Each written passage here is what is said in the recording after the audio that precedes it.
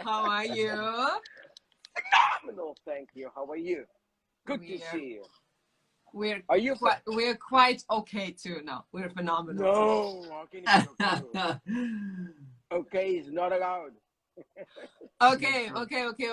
Talking about relationship, about all the beautiful struggles that you go through being with a significant life partner and blaming him and criticizing him after this in love period is gone.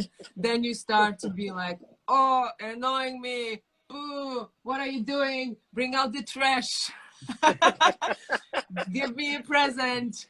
Give me some love. Tell me how you love me. Please don't cheat on me. And all those things. I mean, we have a name for Anna when this comes out. It's Godzilla, right?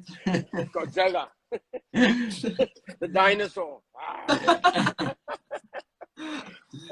Thank you so much, guys. And thank you to everybody who's tuned in to us. Firstly, once again, thank you to the two of you for keeping me alive in your journey. Thanks for your time. And for allowing me to participate in this beautiful journey of yours. We've seen extreme highs and we've seen we've seen different.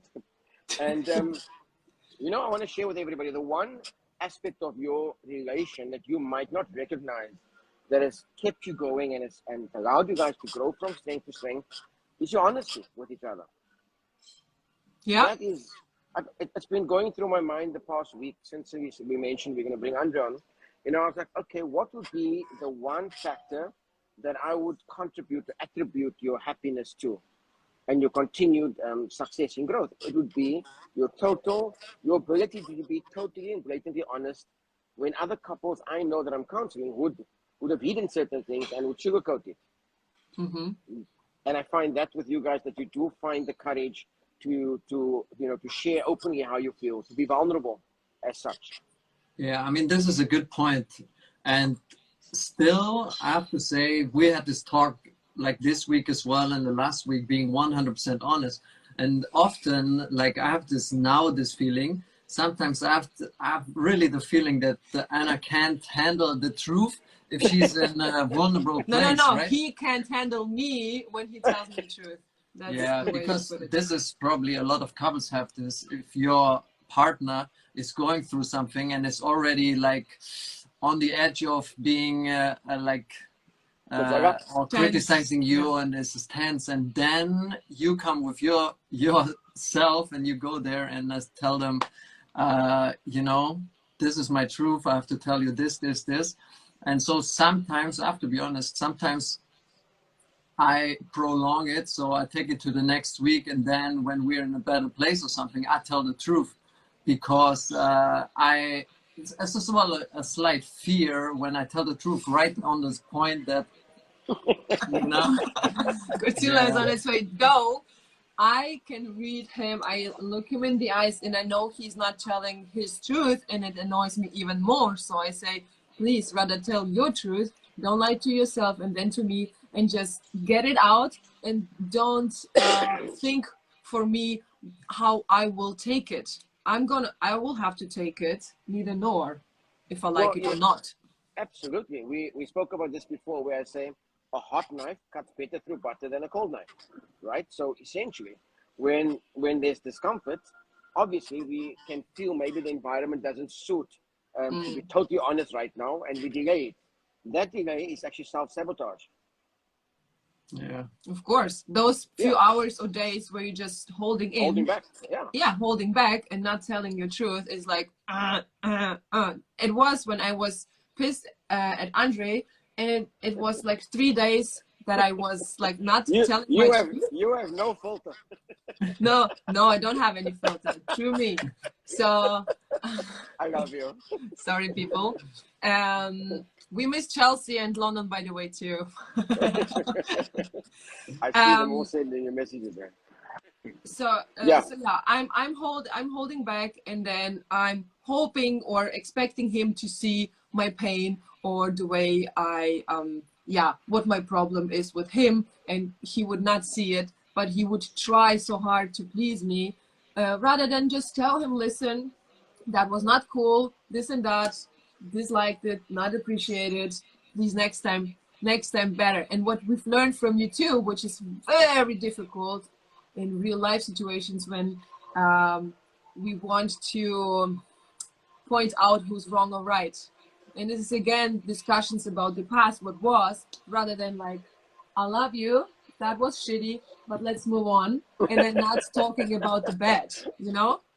No, you got to talk about the discomfort. You got to look. What we said was is to live in an environment where you don't criticize and judge your partner on a continued basis, right? Mm-hmm. Where everything that they do, our eyes open to see when are they doing something right. Mm-hmm. When we go into this world and we're going to look for negativity and bad things, that's what you're going to find. What we said was, opposed to looking out for the negativity and criticism, why don't we focus on the good things? Now, when ego is present, it's very difficult. Because ego's going to go, ego's going to go, look what he's doing, look what she's doing, you know, and it's not supposed to be a positive, and then you soak it up like a sponge. So what we did initiate over time was things like date night. We spoke about that. We spoke about a lot of mechanisms that you increase into your journey. Can you share with us what that has brought to you?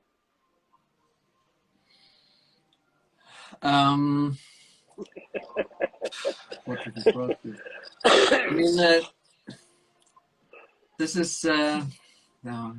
Well, that's the thing. It brought to us a lot of awareness and knowing where we stand and what our huge discomfort and problems in our relationships are.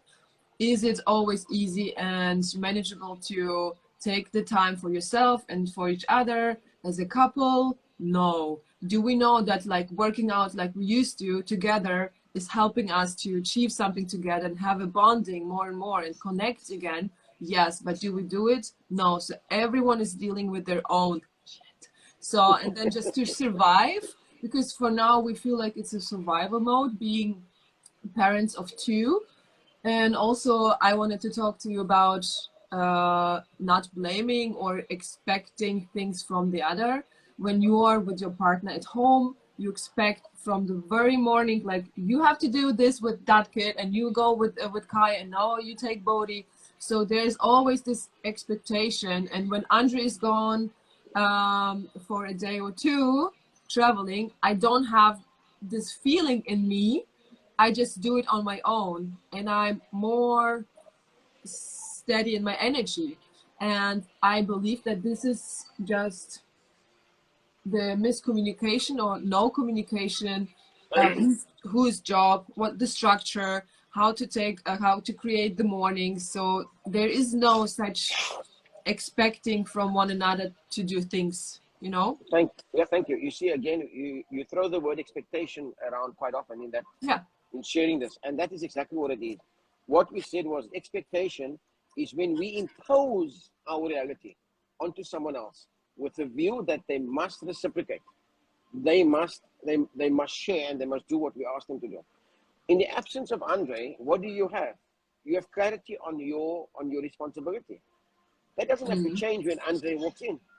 When you have clarity on your responsibility and you take ownership of that, Andre is present in that moment or not, does not decrease your value.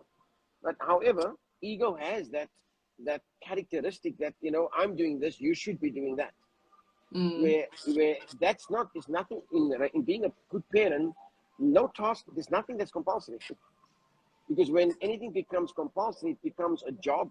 And then we're not raising our children with love, they're becoming a task. And they shouldn't be a task, it should be done with love. So, yeah, absolutely. So whether Andre is home or not, shouldn't affect what you're doing. Possibly Andre should participate and see how he can, you know, assist you. What are you smiling? No, I'm saying, I mean, I like my question is how important in this case, because I mean we're home all the time together usually. Yeah. So how important is a fixed structure in this point? Like the day before in the evening, we have the structure for the next day. So okay, you get Kaya ready. Obviously, there are some changes on the spot in the morning, but how important is the structure in this place? Thank you. I will share with you. I'm of the opinion and informed opinion that structure is not negotiable. In the absence of structure, that's when that negative vibration creeps in, I'm doing too much. What is he doing? What is she doing? I shouldn't be doing this. This is your task. This is my task. Of course, with structure, we could also be negotiable from time to time and say, you know what, I'm not feeling 100% today. This morning I woke up and this is normal. This is natural not to feel your 100% self. You have to go through a process of taking your cold shower, having your breakfast, doing your meditation, whatever it is that gets your vibration up early in the morning. That's what part of your structure is. However, in the event that we don't have that presence, Anna, my love, you can't be, taking care of both babies when your energy is not optimal, and the same thing with you, Andre.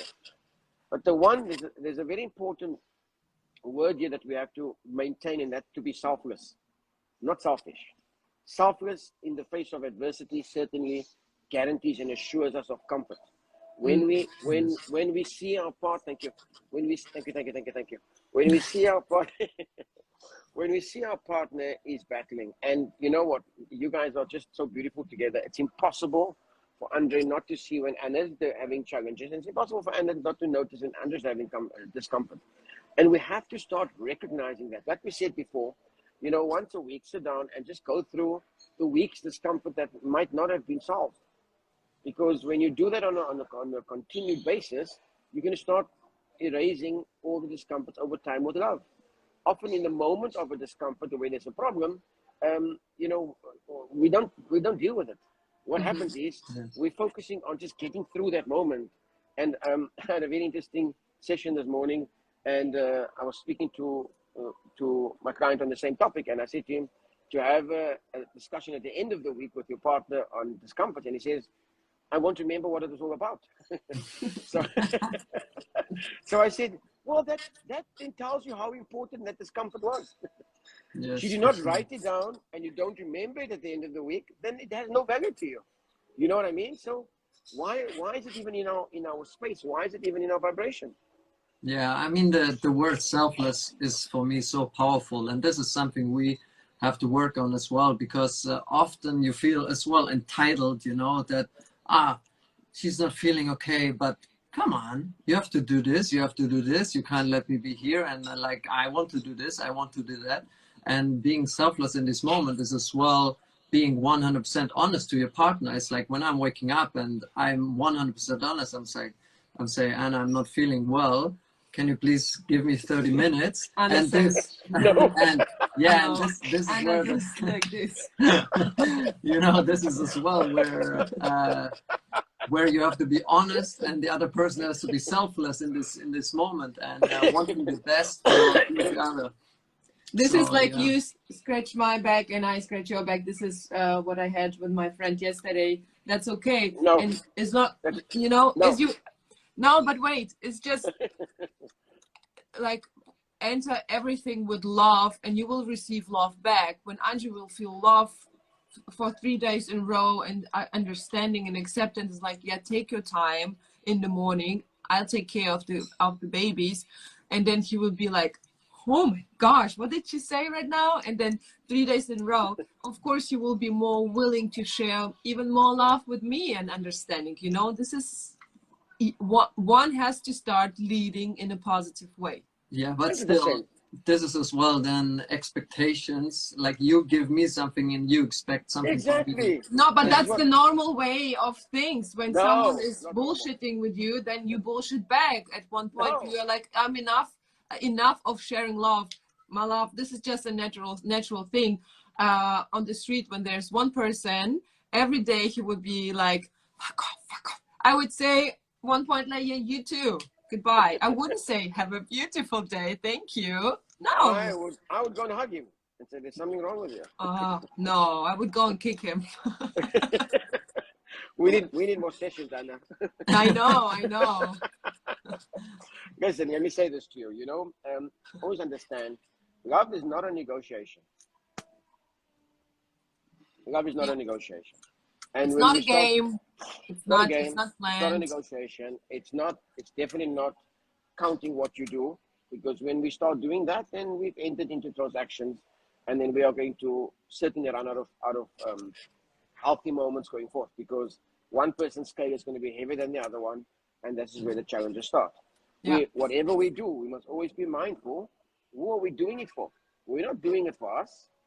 And I imagine that would be the key point here, is that when we understand that everything that we are doing is is is for the environment for our beautiful children to live and develop into love. And I understand that where you are at the moment, I have many parents, and I always say to them, your frustration in this moment, unless you get to resolve your frustration, your kids start feeling that.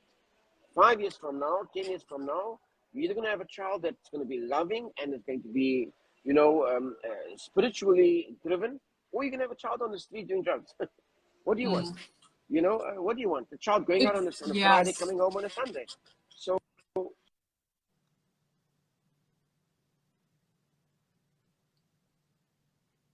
We don't hear we you. don't and this hear is you. what you're doing. Now you're back.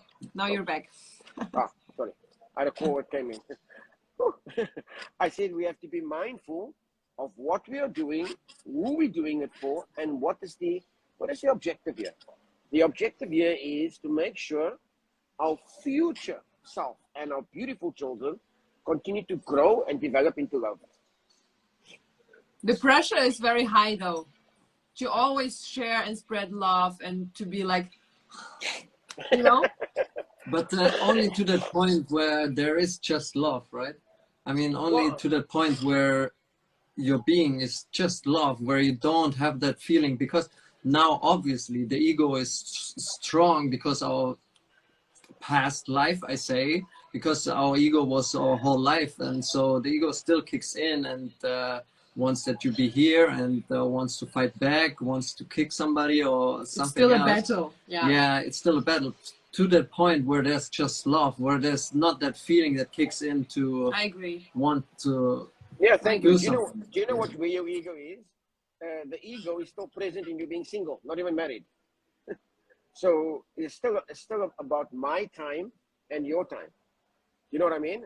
Yes. A period in your life where you not actually not married, a period before the children where we had our own time. I had my time, what I can do as Anna, and Andre his time, what he can do as Andre.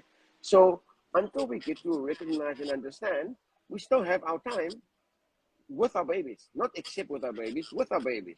This is important. Yeah. Can you hear me? Yes. Yes. Now Hello? again. Until we recognize that, thank you. Until we're able to recognize that, it's always going to be, 3 steps forward, 2 steps back, 2 steps forward, 1 step back. It's going to be back and forth. Because we have to start recognizing what is the objective and what is the purpose that we are doing what we are doing. And this is what I said to you guys. It's so important to have your time, Anna, your time, Andre, because you can't pour from an empty cup. It's impossible. And Andre is right. He's 100% right. As we grow into ourselves, more and more into ourselves, at some stage, it's got to go to autopilot where we are just vibrating love, for love, with love. And unless we become more conscious of our behavior, not wanting to blame another person or wanting to say we had enough, and just get to a stage where we can actually be conscious of what we are doing. Because in consciousness, our awareness expands. Yeah. Wow. I mean, write that down to Instagram update. In consciousness, your awareness expands. and what I found like a powerful tool that you gave us is like in these tense situation is pause, right? Yes, like 100%. Pause, don't fight back in the second, because your ego, if Anna tells me something that is not too nice, like my ego is like wanting to fight back spontaneously. It doesn't matter what comes out, it comes out. And this is the things that 1 hour later you wish you could take back, right? But the harm is done. And what's said is said, right? And in these moments, pause, 1 minute, come back, and share love. And now, how do you pause? Like this. After I hit back. No. Also, what helped us, and we don't do it every day, but we used to, and it helped a lot. Like when you have to pause first and not act in the same second, just write down things. Because at the end of the week, you will forget things in your discomfort with your partner. So write it down, and maybe also not at night, but in the morning where your energies are fresh and good, you will just talk like, these are the three beautiful things that I've experienced yesterday with you. I really appreciate it and I had fun. And like the discomfort I had was this and that, you know. Also to be self-aware of what actually make you feel uncomfortable with your significant partner, you know, like Yes. maybe you're not aware something is just bothering you and you're not so clear about it. One. And the other thing is when I also like phoned you because I was so angry at Andre when he out of sudden decided to watch a football game, and I was with Kaya and pregnant by the time, and I had like to deal with the situation because it was that very important game. And you told us like set your dates, like Andre knows what important and for him interesting games there are or events for you guys. Just write it down in the calendar so we all can get prepared mentally and we can structure around and know that that time is your time. Because if you do like spontaneous things are beautiful, but not in that case. Like you get like shocked, and again, lack of structure, absence of structure, you become nervous and crazy and angry and everything. Ego is very present. Well, thank you. One of the things in the calendar is so important. We spoke about the calendar. I'll just share a couple of updates that we did together and that I continue to do with other patients as well. And that is, firstly, the calendar has to have a, the woman's monthly cycle, a menstrual cycle.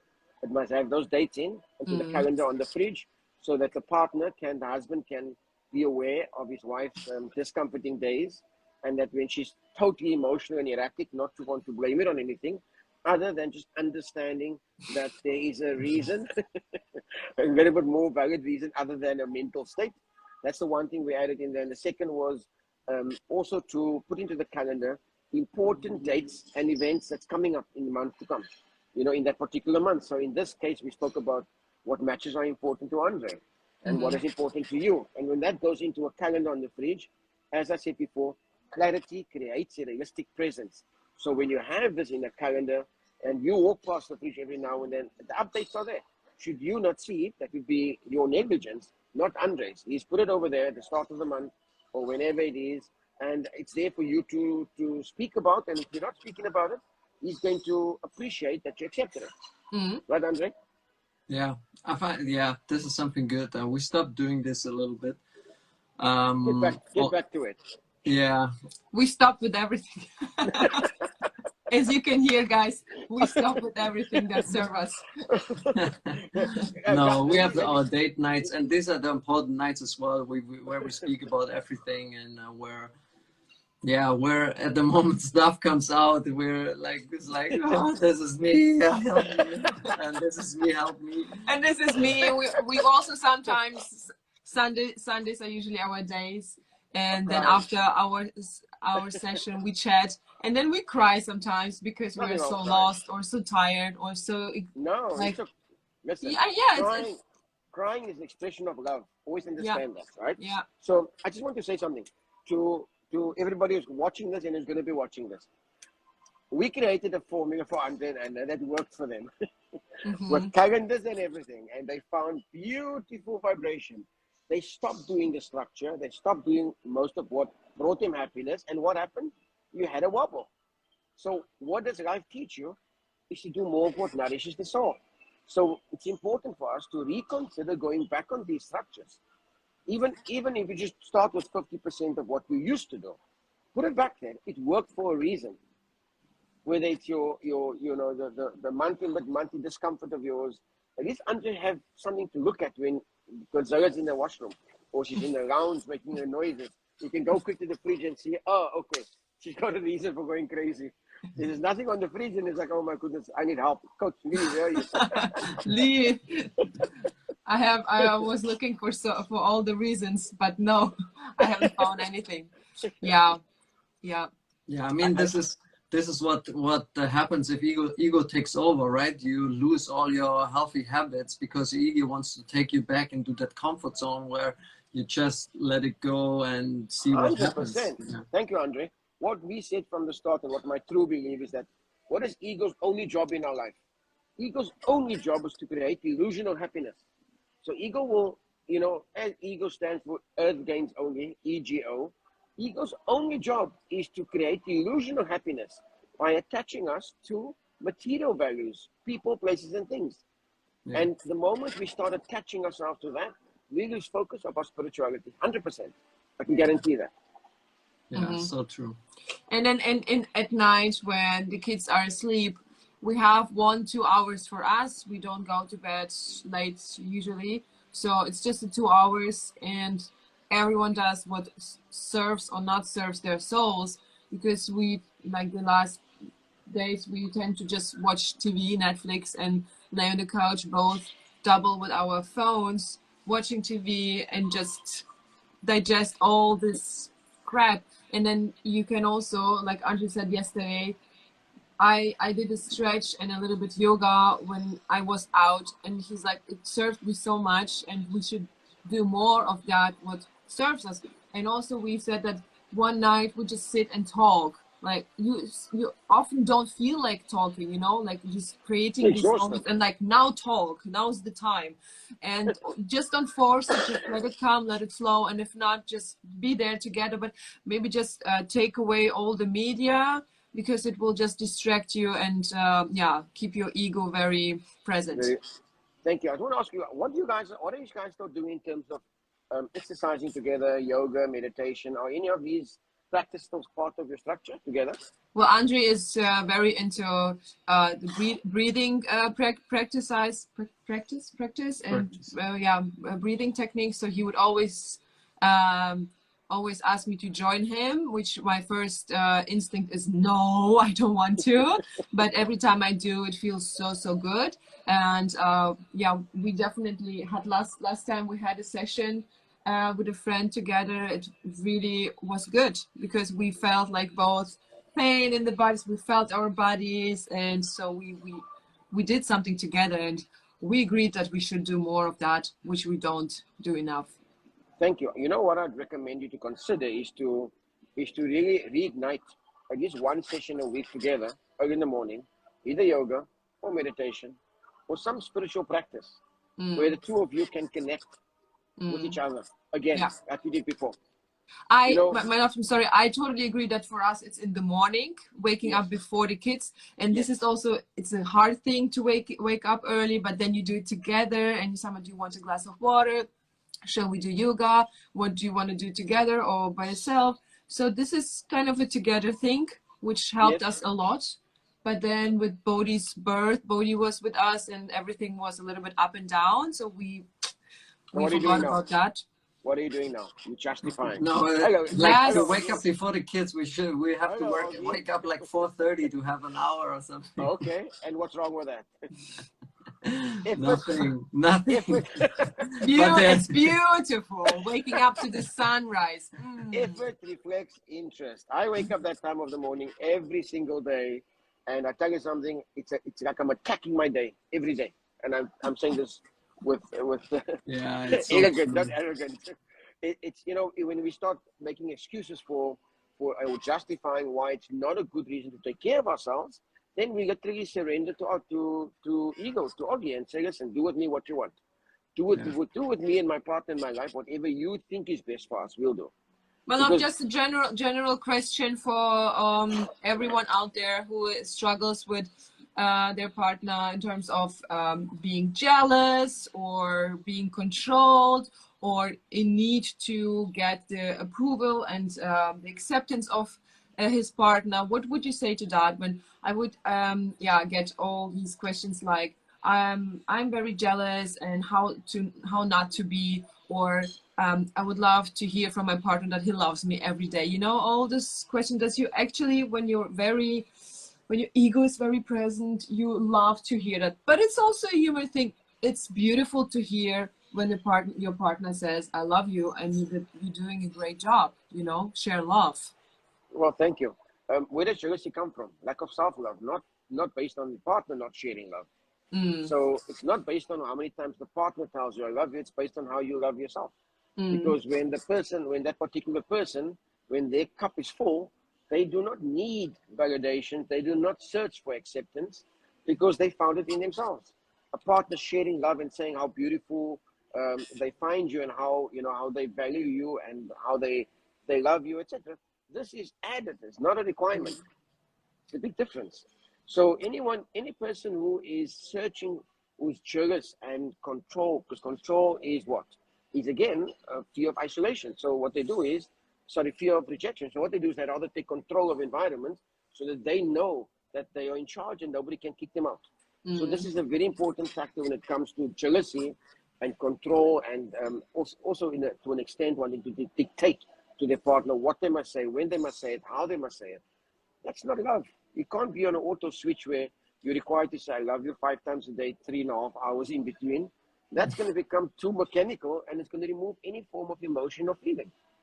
So any of your friends who's battling with jealousy, the first 2 to respond, you can offer them a complimentary counseling session with me.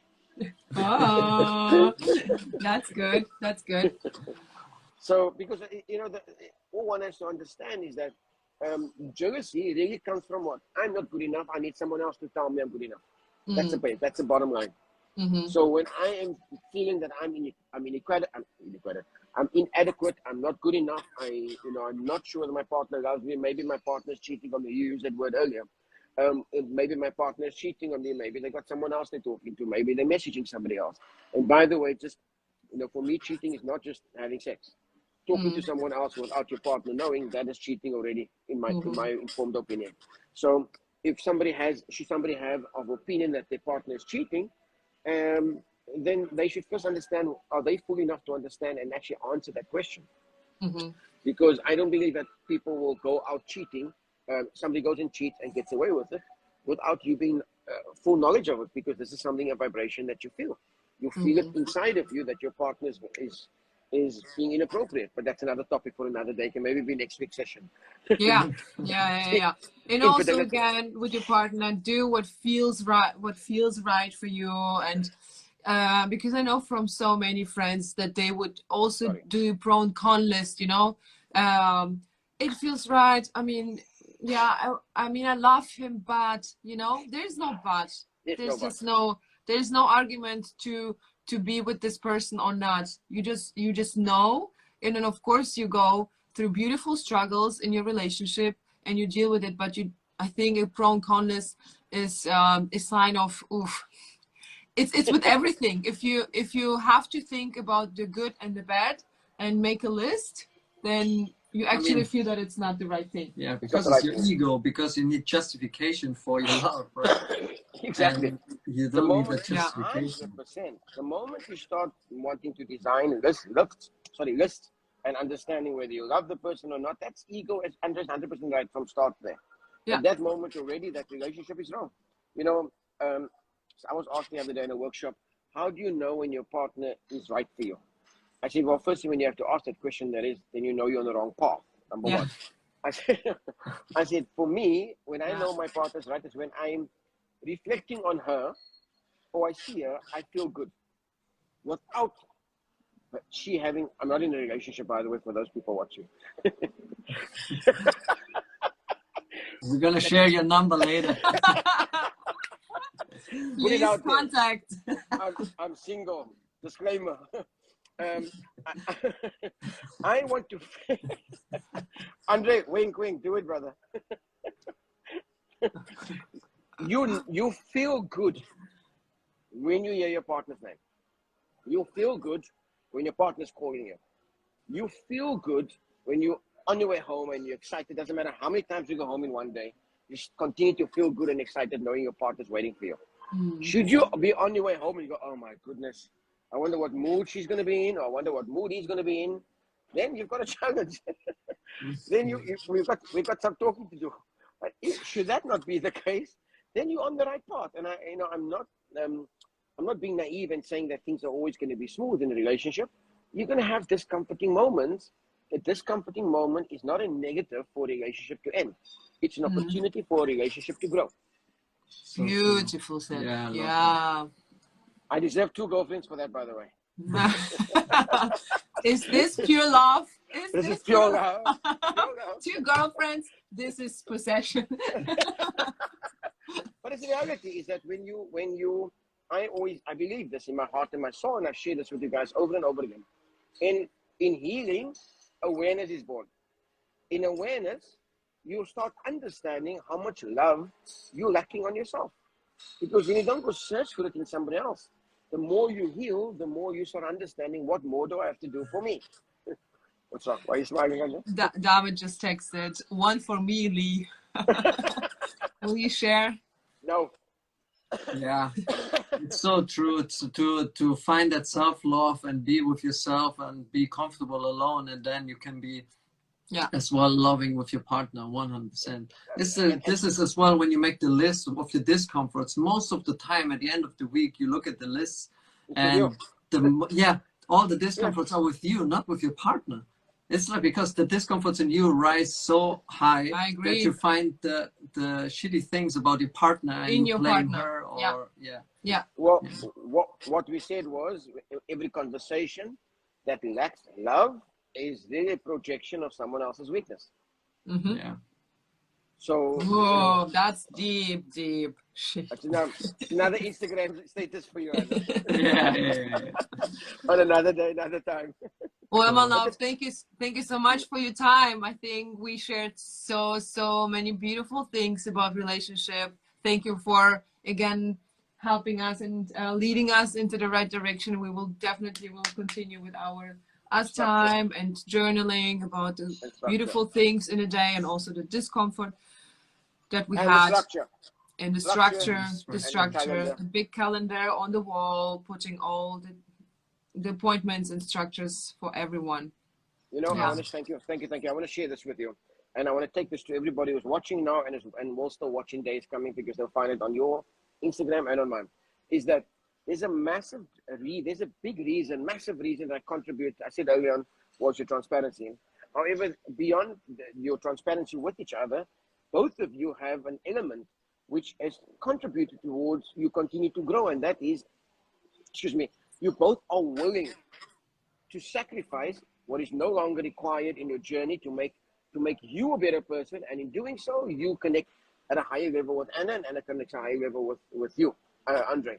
So this, in essence, is because everybody wants to be happy. Everybody wants to be in love. Not many people are willing to do what is required. You guys are. And I want to congratulate you for that and say well done to you. Your continued sacrifices. Don't ever forget where you started.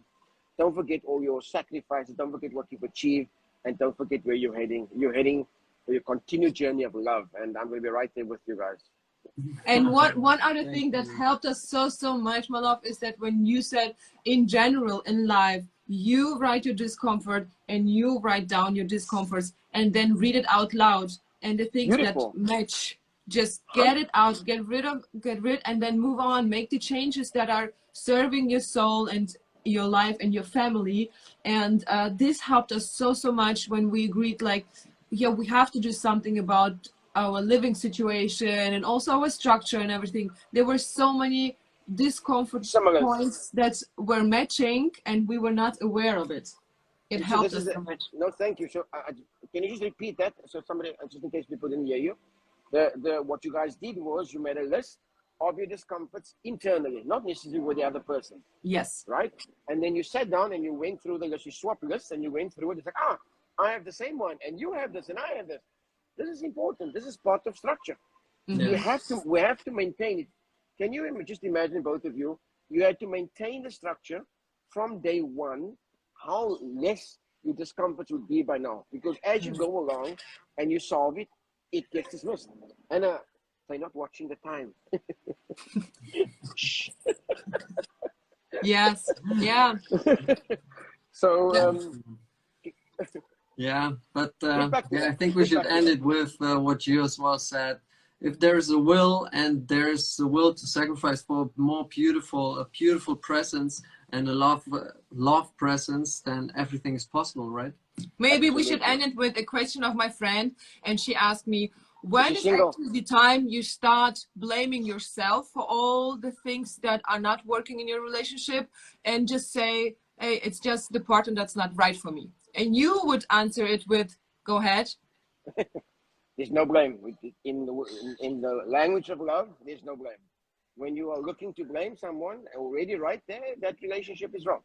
Because we don't look to blame, we look to compliment. And when you have more discomforts than comforts, then you should start understanding that that relationship to a large extent is not possible for you to continue. But however, you know why people continue in toxic relationships? They fear they will not find another partner soon. So they rather hold on to those toxic relationships, and that in itself is addiction too. And a self-sabotage too. Self-sabotage. Your answer was also, my love, your answer was that you said, as long as you see the effort, there's an interest, and as long as your partner says, look, I'm willing to change things, and I'm like in apologizing. So when there's a will, you can see that, okay. But if you recognize that your partner is like, whatever, I don't care, you do you, I do me, whatever, then maybe you're wasting your time, for sure. Yeah, walk. Because then, no, I'm a firm believer in that, is that you have to reduce what doesn't serve you. It's very simple. What doesn't nourish your soul, you have to exit. Because the longer you stay there, it's self-sabotage. You know what I mean? So true. So, thank you so much for your time. Love you both. And thank you guys. See you next Thank Sunday. Ciao, bye. Bye.